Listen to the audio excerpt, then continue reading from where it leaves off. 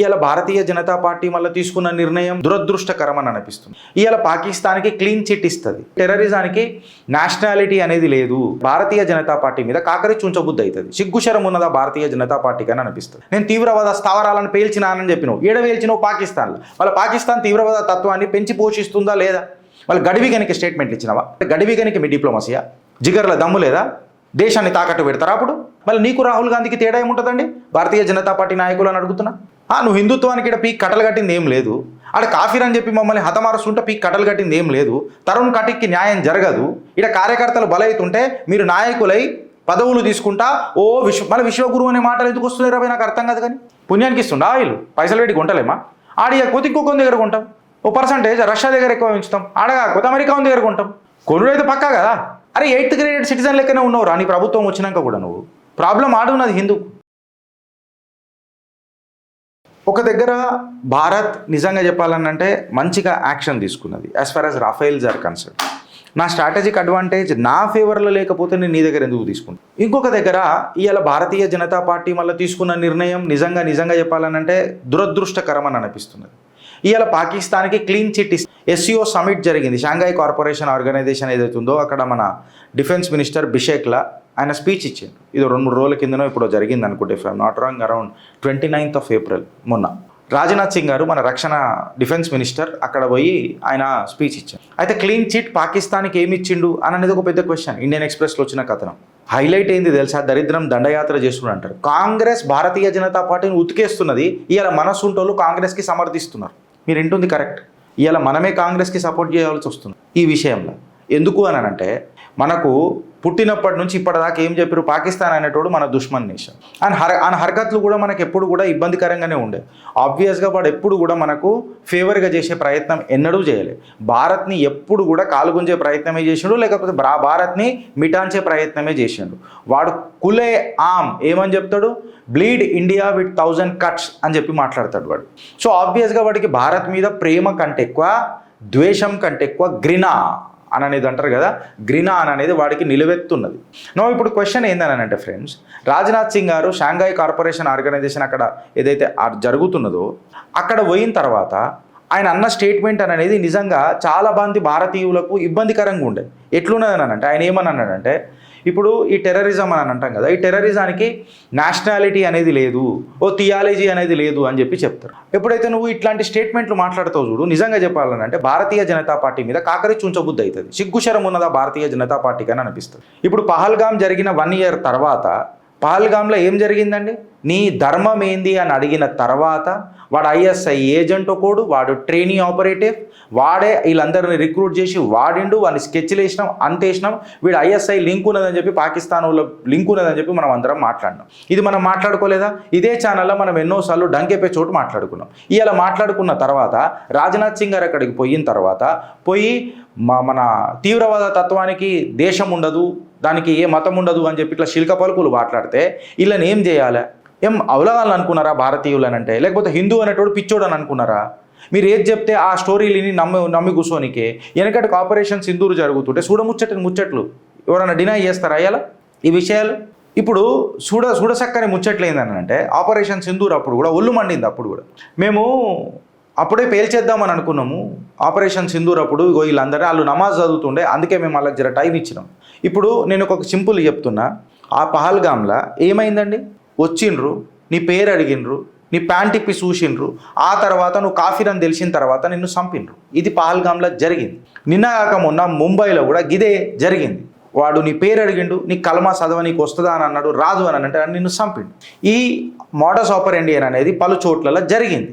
2 సార్లు ఇప్పటికీ దేశంలో జరిగింది. నువ్వు వచ్చి బ్లీడ్ ఇండియా విత్ 1000 cuts అని మాట్లాడితే నువ్వు పోయాడ బాంబులు మళ్ళీ గడివిగనికి వేసినామా? నీ పటాకాలు గడివిగనికి వేలినాయి ఆడ పాకిస్తాన్లో. నేను తీవ్రవాద స్థావరాలను పేల్చినానని చెప్పినావు. పేల్చినావు పాకిస్తాన్లో. వాళ్ళ పాకిస్తాన్ తీవ్రవాద తత్వాన్ని పెంచి పోషిస్తుందా లేదా? వాళ్ళు గడివిగనికి స్టేట్మెంట్లు ఇచ్చినావా? ఇది బెడిసి కొట్టంగానే భారత్లో పొద్దుటి నుంచి సాయంత్రం వరకు మళ్ళీ ట్వీట్లు, Pakistan is the mother of terrorism, Pakistan is the father of that's the secondary issue. ఆనాడేమైంది? సిగ్గుశరం అని అడుగుతున్నా. అంటే షాంఘై కార్పొరేషన్ దగ్గర ఏమైనా ఇస్లామిక్ కంట్రీస్ ఉన్నాయి, ఆడట్లా మాట్లాడలేము అన్నట్టు గడివిగనికి మీ డిప్లొమసీయా? జిగర్ల దమ్ము లేదా? దేశాన్ని తాకట్టు పెడతారా? ఆడ ఇస్లామిక్ కంట్రీస్ కూర్చొని ఉన్నాయి అని అంటే వాళ్ళ ముంగట మనం డిప్లొమాటిక్గా మాట్లాడాలా, శాంతియుతంగా మాట్లాడాలా అని అంటే దేశాన్ని తాకట్టు పెడతావా? ఎన్ని రోజులు దేశంలో ఒకటి మాట్లాడి దేశం బయట ఇంకోటి మాట్లాడతావా? మళ్ళీ నీకు రాహుల్ గాంధీకి తేడా ఏముంటుందండి? భారతీయ జనతా పార్టీ నాయకులు అని అడుగుతున్నా. మీకు భారతీయ జనతా పార్టీకి తేడా ఇదేనే కదా, మేము సంకలు గుద్దుకుంటాం మీరంటే.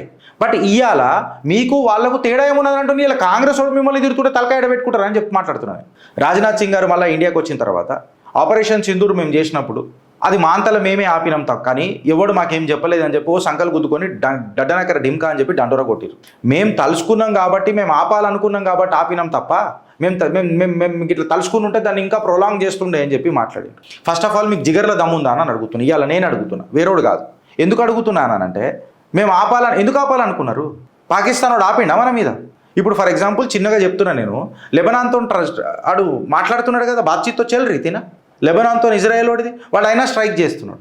అమెరికా వాడు ట్రంప్ ఏమో నేను ఇరాన్ 2-3 రోజుల పాటు దాడి చేయమని అంటాడు. ఇజ్రాయెల్ పోతాడు, పేల్చేసి వస్తాడు. వాడు అజెండా క్లియర్ కట్టుకున్నది, వాడు జిగర్లో దమ్మున్నది. వాడు పోతున్నాడు, వాడు కమాండర్లు ఏ హోటల్లో వండుకుంటున్నాడు, ఏ రూమ్లో వండుకుంటున్నాడు, పోతున్నాడు, మిజైల్ ఆడ కొడుతున్నాడు, లేపుతున్నాడు, పోస్తున్నాడు. మనము వాళ్ళు నమాజ్ అవుతున్నారని మనం బాంబు లేదని చెప్పి మాట్లాడుతాం. అవి సిగ్గుశరాలు ఉన్నాయా మనకు? నువ్వు హిందుత్వానికి ఇక్కడ పీక్ కట్టలు కట్టింది ఏం లేదు.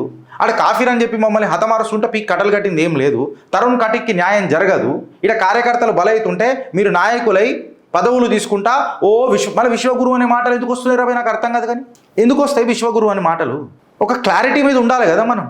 క్లారిటీ లేకపోతే మాకు ప్రాబ్లం అవుతున్నది కదా. ఇక్కడ నువ్వు పాకిస్తాన్ అనే దేశాన్ని, ఇప్పుడు నేనేమంటున్నా, అట్లీస్ట్ నువ్వు ఆడ, నేను నిజంగా చెప్తున్నా ఫ్రెండ్స్, నేను పర్సనల్గా చెప్తున్నా, అక్కడ పోయి రాజ్నాథ్ సింగ్ గారు అది అంటారు కదా, మీరు ఏదది PKMKB అనేమో అంటారు కదా పాకిస్తాన్కి అని చెప్పి, ఆ మాట PKMKB భారత్ ఇట్లా అంటారు అని అంటే కూడా ఫుల్ క్రేజ్ అయిపోతుండే రాజ్నాథ్ సింగ్ గారికి. అరే నువ్వు ఆడబోయి ఏం మాట్లాడుతున్నావు, ఈడికి వచ్చినాక ఎందుకు మాట్లాడుతున్నావు? భారతీయ జనతా పార్టీ డోగ్లాపన ఏంది అని చెప్పి నేను అడుగుతున్నాను. ఇక్కడ బంగ్లాదేశ్లో మన అక్కడ ఇరిటేషన్ చేస్తున్నప్పుడు ఆన్ దగ్గరికి పోయి మనం పైసలు ఇస్తాం. నేను ఒప్పుకుంటా, అక్కడ బంగ్లాదేశీ హిందువులకు మనం డైరెక్ట్గా యాక్సెస్గా పోయి మిలిటరీ యాక్షన్ తీసుకోలేం, నేను ఒప్పుకుంటా, నేను కాదని అంటలేను. But when you give an aid, obviously it questions my perception on you, right? నాకు డౌట్ వస్తుంది కదా నీ మీద. ఇలా కాంగ్రెస్ వాడు అడుగుతున్నాడు మాటలు. అరే కులేఆం డంకేపే చోటు వాడు రాడికల్ ఇస్లాంని ప్రమోట్ చేస్తున్నాడు వాడి దేశంలో. అట్లీస్ట్ నువ్వు ఇస్లాం పేరు ఎవడు తీసుకోమని అన్నాడు? రాడికల్ ఇస్లాం అయితే ఉన్నది కదా పాకిస్తాన్లో, వాళ్ళని తీసుకో. అందరు గలీజ్ వాళ్ళని చెప్పి నేను కూడా అంటలేను కదా, ఎవరు కూడా అంటలేరు కదా. But there exist radical Islam in Pakistan, to which Pakistan ఇది ఆన్సరబుల్. ఈ మాట మాట్లాడి నీకేమైంది? ఆడ పక్కకు అందరు కూర్చొని ఉన్నారు. కాదు ఇప్పుడు మనం మంచిగా లేకపోతే మళ్ళీ ఆయిల్ కొనడానికి మనకు ప్రాబ్లం అవుతుంది అంటే ఆయిల్ పుణ్యానికి ఇస్తుండా ఆయిల్? పైసలు పెట్టి కొంటలేమా? ఆడియకపోతే ఇంకొక దగ్గర కొంటాం, ఓ పర్సంటేజ్ రష్యా దగ్గర ఎక్కువ పెంచుతాం, ఆడకపోతే అమెరికా దగ్గర కొంటాం. కొనుడైతే పక్కా కదా, ఆడ పుణ్యానికి అయితే నీకు ఇస్తలేడు కదా. ప్రాబ్లం ఈడొస్తుంది నాకు. మీరు ఏది చేస్తే అది సత్యమా? నువ్వు మళ్ళీ SCO కార్పొరేషన్ దగ్గర రాజ్నాథ్ సింగ్ గారు మాట్లాడలేదు, మళ్ళీ ఈడికి వచ్చినాక ఎందుకు మాట్లాడారు? మొన్నటిదాకానైతే ట్రంప్ మీద మీరు ఒత్తి నొక్కిరు కదా, మేము ట్రంప్ ఏం ఆపిండు, మేము ఆపాలనుకున్నప్పుడు ఆపినామని అంటే ఎందుకు ఆపిర్రు? ఆడ ఆపుతున్నాడా పాకిస్తానోడు? ఇలా నేనే అడుగుతున్నా, కట్టర్ బత్తాయిని నేనే అడుగుతున్నా, ఎందుకు ఆపిరు? మళ్ళీ అట్లీస్ట్ మీరు ఇట్లా ఉంటేనైనా బాగుండే. ఇది కేవలం ఒక పాజు, దాని తర్వాత మళ్ళీ మేము ఇలా బద్దలు వల్లగొడతాము, జర్ర ఒక పాజు ఇచ్చినాము, మళ్ళీ తిప్పొస్తున్నాము అని చెప్పినట్టేనా బాగుండు. మేము కావాలని ఆపినాం, మేము తలుచుకుని ఉంటే కూడా మీరు ఎప్పుడు తలుచుకుంటారు? మళ్ళీ ఎప్పుడు తలుచుకుంటారు? మొత్తము గజవాయ హింద్ అయినప్పుడు తలుచుకుంటారా? ఫ్యాక్ట్స్ బాస్ ఇవి, and nobody can deny this. ఫాఫామ్ బీజేపీ అని చెప్పి బతకాల్సి వస్తుంది ఇప్పుడు మాకు. ఆన్సరబుల్ ఎవడు ఉంటాడు ఫ్రెండ్స్? ఇప్పుడు మా ఆవేదనకు పొద్దుగా లేస్తే మేము భజన చేస్తాం కదా, మీది బత్తాయిని పిలిపించుకుంటాం కదా. IT సైలో పెద్దగా మాట్లాడతారు, ఏం మాట్లాడతారా భయ్ నాకు అర్థం కాదు. కాకరి చుంచుతారు భారతీయ జనతా పార్టీ అని అంటే. ఇష్టం వచ్చినట్టు స్టేట్మెంట్లు ఇష్టం వచ్చినట్టు మాట్లాడతా అంటే కుదరదు. పదవులలో ఉన్నారు కదా కార్యకర్తలు అందరు కట్టుబడి ఉండాలంటే కుదరదు, అట్లా నడవది. మాకు ఆప్షన్ లేక వాడు దిన్ బదిన్ కట్టర్ అవుతున్నాడు, నువ్వు మమ్మల్ని కట్ చేస్తానంటున్నావు. ఈ స్టేట్మెంట్ అర్థమేమున్నది బ్రదర్? నేను అడుగుతున్నా, చెప్పు నాకు ఒకసారి. నేను మన కమెంట్స్లలో చెప్తా నేను. నాకు ఎవరో కామెంట్ పెట్టిర్రు, no Naveen bhai, I'm seriously saying it is not about diplomacy today, it is something about our integrity and sovereignty which is at a stake. We're purchasing oil and we have options to purchase. We clearly say Naveen bhai, ఏమనంటాం మనం? We're purchasing from a multipolar world అని అడుగుతున్నాం కదా ప్రతిసారి. There was a chance to పాకిస్తాన్ని బ్యాక్ఫుట్లో పెట్టాల్సింది, అక్కడ డిక్లేర్ చేసి వచ్చింది పాకిస్తాన్ టెర్రర్ నేషన్ అని చెప్పాల్సింది. మేము ఇన్ని స్థావరాలు కొట్టినామని చెప్పి మేము అలా నమాజ్ అవుతున్నామని చెప్పి కొట్టలే. ఆడు మనం పూజలు చేస్తున్నప్పుడు పేలుస్తలేడా? ఎన్ని రోజులు అని అంటున్నా? అరే 8th గ్రేడ్ సిటిజన్ లెక్కనే ఉన్నావు రా నీ ప్రభుత్వం వచ్చినాక కూడా. నువ్వు ప్రాబ్లం ఆడున్నది Hindu. And we're worried about that our own guys are digging our own graveyards. మన బొందలగడ్డ మనోళ్ళే దవ్వుతున్నారు అంచలంచలుగా, క్రమక్రమంగా. మనం బానిసలైపోయి బతుకుతున్నాం, భజన చేస్తున్నాం. बिकॉज मोदी ये तो मुमकिन है भाई, लेकिन ये मुसीबत के बारे में कौन बात करेगा? अभी मुसीबत भी है ना. अब जो भी बात करते हो मुमकिन नहीं बन जाता ना. మీ ఒక మంత్రి వస్తాడు యూజీసీ అంటాడు, బ్రాహ్మణవాది అని అంటాడు. మళ్ళీ మీకు పౌరుషం లేవదా? బ్రాహ్మణులు హిందూ గారా? అగ్రకులాలు హిందువులు గారా? హిందువులు అంటే కేవలం ఎస్సీ ఎస్టీ ఓబీసీలేనా? నేను బీసీ అయ్యి మాట్లాడుతున్నా కదా. ఏం మాట్లాడుతున్నాం మనం? ఎక్కడ తీసుకోబోతున్నాం మనం?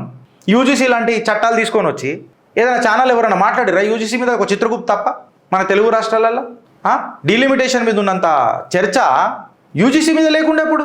అంటే బ్రాహ్మణుల ఓట్లు కావు. పాకిస్తాన్ వాడు బ్లీడ్ ఇండియా విత్ 1000 cuts అని అంటే మనం యాక్సెప్ట్ చేస్తున్నాం. 720 నేను అడుగుతున్నా. ఏం మాట్లాడుతున్నాం రాబాయ్ మనం అడుగుతున్నా. ఇప్పుడే ఇదే గిరీషు ఆ $43 బిలియన్ మీరు క్యాన్సిల్ చేసినందుకు భారతీయ జనతా పార్టీని పొగిడిండు కదా. మళ్ళీ ఇప్పుడు పొడవద్దా? ఏం తబియత్కు బనాంచుకున్నారా? తమాషాలు చేస్తున్నారా మీరు కూడా ఇష్టం వచ్చినట్టు? మీరు నడిపించేది అదే నగారా అని అంటే మేము నయగారా వాటర్ ఫాల్ అని చెప్పి యాక్సెప్ట్ చేయాలా? వర్కౌట్ అవుతుందా? ఇది దేశం ఇట్లానే నడుస్తుందా? అంటే దేశం కేవలం ఒక వ్యక్తి లేకపోతే ఒక పార్టీ నడుపుతుందా? మీ ఆలోచన ఏందో చెప్పుర్రి ఫ్రెండ్స్. మన ధర్మం అడిగే కదా లేపిర్రు. వాడు పాకిస్తాన్ వాడే కదా లేపింది. టైం అయిన అగైన్ వాడు మనకు దోస్త్ అవుతాడా? ఇవాళ పాకిస్తాన్ని నేను ప్రేమిస్తానన్న కాంగ్రెస్ వాడు బీజేపీని బ్యాక్ ఫుట్లో పెడుతున్నాడు. వీళ్ళకి సిగ్గుశరాలు ఉన్నాయా భారతీయ జనతా పార్టీ వాళ్ళకు? ఏదో ఒక దగ్గర ఏంది ఇది? ఆలోచించుర్రి ఫ్రెండ్స్. భారత్ మాతాకి జై.